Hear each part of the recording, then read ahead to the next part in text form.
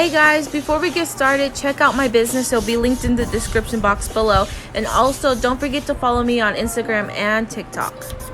So you want to start off by making sure your work area and your hands are clean, especially if you're making lip gloss to sell. And you want to wear gloves because this is a very messy process and it's a lot easier just to do it this way.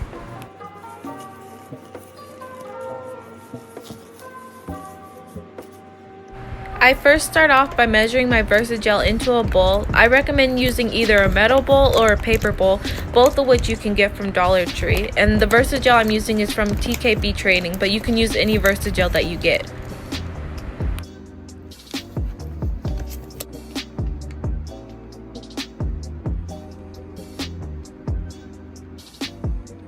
Once I measure out my Versagel, I like to measure out my oils, and I do this in a glass measuring cup because it's a lot easier to clean up afterwards. And then I'm just going to be using coconut oil, grapeseed oil, and vitamin E.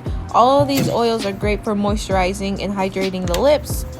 Normally I do about 2 tablespoons of each oil, but today I decided just to eyeball it since I know how much I usually use.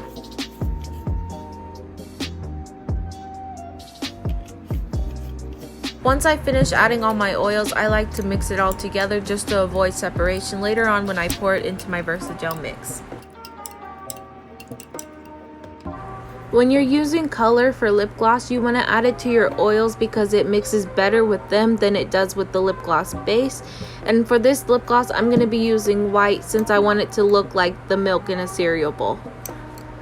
You also want to mix it well to make sure your coloring and your oils aren't separating before you pour it over your gloss base.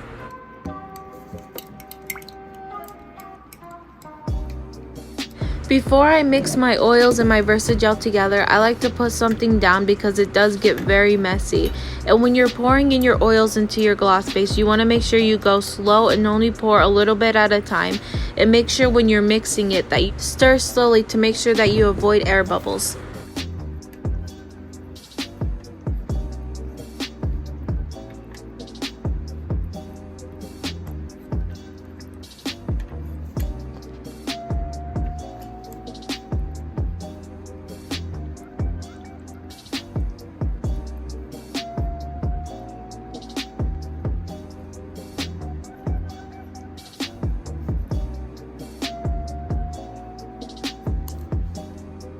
You want to keep stirring until all the oils and Versagel base have been mixed together properly and you get a smooth consistency.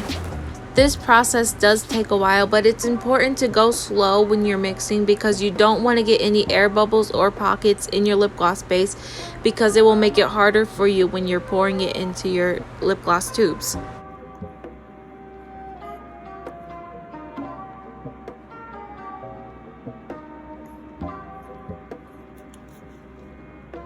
This part is completely optional, but I'm going to be adding Froot Loop flavoring oil from Get Sucker to my gloss base to make it smell just like Froot Loops. I recommend getting the flavoring oils from Get Suckered because the smell is a lot stronger and it makes the lip gloss smell amazing.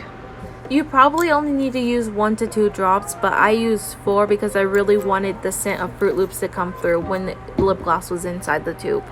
Once you finish adding the amount of flavoring you want to go back to mixing it slowly to make sure that the gloss and the flavoring are mixed together properly.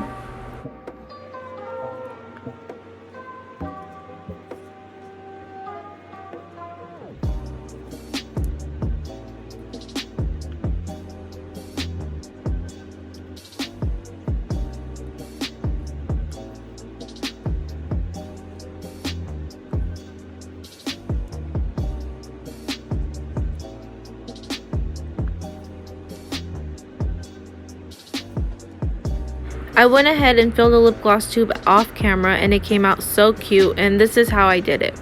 I got my mini Froot Loops off of Etsy. I'll leave the link down below, and I first started off by just adding a couple of them to the bottom of the lip gloss tube. And then I took a syringe and a pipette and just put them together. If you're looking for a less messy way to fill the syringe, I recommend doing it this way, but you can also use a spoon and scoop the lip gloss into the top of the syringe, but that does get very, very messy.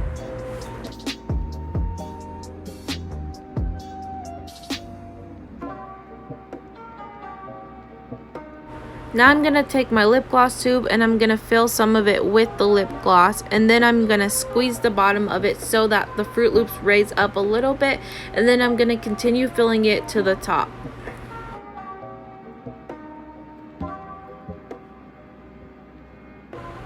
And that's pretty much it. Depending on how many Froot Loops you put inside the bottom is how many you'll have floating around the sides.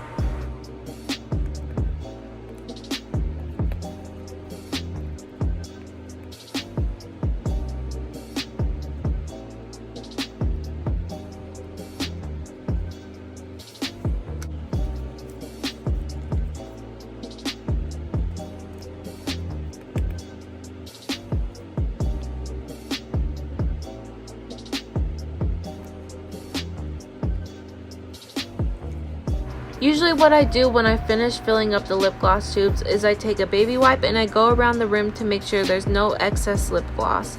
And then what I do is once I finish putting on the stopper and the lid, I wash them with soap and water to make sure there's no lip gloss on the outside of the tube.